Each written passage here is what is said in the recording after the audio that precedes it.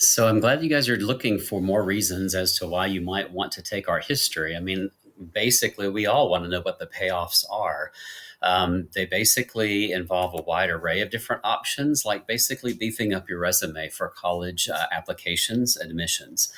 You got to keep in mind that only 25,000 students have access to an AP Art History course on their campus, while 250,000 students are planned to take a push next year. So if you think that AP US History or AP World or AP Euro is enough by itself, then you kind of have to look and think about that in terms of how that's going to look on your transcript when you compare it to other campuses. So this is going to be something that will add an extra star that other resumes don't have. And it's just a wonderful way to kind of dovetail what you're learning in those other AP courses with more visual documentation and evidence. The university admissions process, if you think about the number of people who will apply to admission to University of Texas or other schools that you're interested in, it's just a really good idea to figure out a way for you to push that piece of paper to the top of the pile to make yourself look more and distinctive. When it comes time for scholarship applications, you can almost bet that there will be opportunities to write about art and history. And this gives you like a ready list of things that you can bring into any kind of interview as you're sitting, talking, and trying to look and seek out ways that will make your interview be a bit more interesting than others. So it definitely has the ability to make you look good. Of course, we also take advantage of the fact that we are located in North Texas. We have some wonderful area institutions that bring the art to us. Literally, world class institutions like the Dallas Museum of Art and the Kimball Art Museum bring works of art from Paris and London, from all over the world, even featuring Texas artists, keeping it contemporary, keeping it fresh. There's just no real way to explain the benefit of seeing it in person and seeing it with the aid of museum staff and Mr. J to guide you to the key points that you really need to remember for something like the AP exam. We do 4 to 5 of these a year and basically spend the entire day away from campus, engaging the artwork and working in the galleries, using it very much like a textbook. So students have enjoyed those in the past because we always take a diversion away to have a really good meal. Good food, good friends, good fun.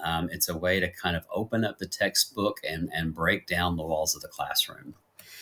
Of course, a lot of my students happen to be students who are not studio kids who are going to major in art or art history later.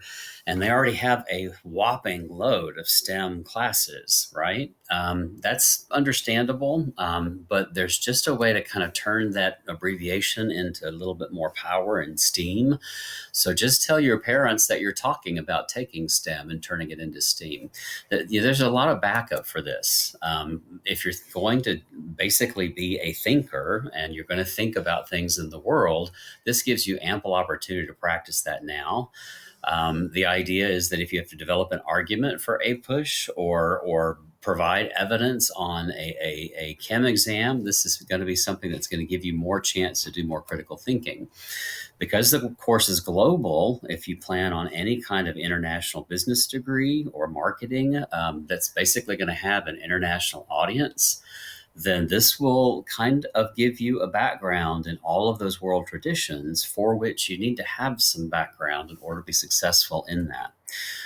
The jobs of tomorrow don't exist. You've heard that with your counselors before, saying that you will rotate through lots of jobs many times over your lifetime.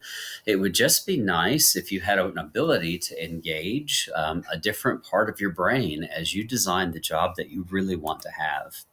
Of course, diversity and cultural awareness. We talk about the issues of Black Lives Matter. We talk about the issues of being from a country like Iran. We talk about the different world faiths and traditions. And it's just going to give you an appreciation of those cultures because the artwork has a way of saying something about them in a unique and interesting way that I think in some ways is more memorable than simply reading the transcript of a conversation. So it's more engaging, I think, in that regard. It will set up for you lifelong learning and educational engagement, and that we're not teaching you everything. In AP Art History, we have time to hit the high points in a single year. And hopefully we'll do that in such a way that will make you want to learn more. So that's basically just a start. At the end of the year, I hope that you have more questions and are looking forward to exploring them in semester-long classes in college where you can go into greater detail than we can in the survey. Look, there are lots of people out there who say, it's just for fun. It's just a diversion. But we're finding that a lot more of our majors are coming away from programs not having the capacity to think or answer questions or apply what they know to new situations. And that's unfortunate because the world of art history is rich with those opportunities. So if you're trying to justify doing this, it's almost kind of vital that you do this rather than something that sits on the sideline. There are a lot of people who would argue the thinking they did in this class is essentially the thinking that they carry forward to other classes. Now, if that doesn't truly work for you, let me see if I can appeal to your sense of the bottom line here. $90 exam, which you typically pay for AP Art History, buys you 6 to 8 college credit hours. That means that if you tried to take this class at, say, a place like Texas Tech or OU or TCU, you're going to be paying a lot more than $90 to earn that credit. As a matter of fact, take a look at this. At a public institution, you'll be paying for 6 hours of credit like Texas Tech and Texas A&M, $2,706 compared to the $90 that you can use to get the same credit. If you go to a private institution like TCU or Baylor, you can multiply that number by 5. That's how much college education costs. And this was done in the very early days of 2020. Highly likely that those numbers are not going down. They're only going to go up. So you're doing yourself a favor. Of course, you're doing yourself a favor in the fact that you'll be starting on a phase of your career as a high school or college student that you can build upon. And you'll be doing it with friends you'll soon regard as family. So I think it really does provide you an opportunity.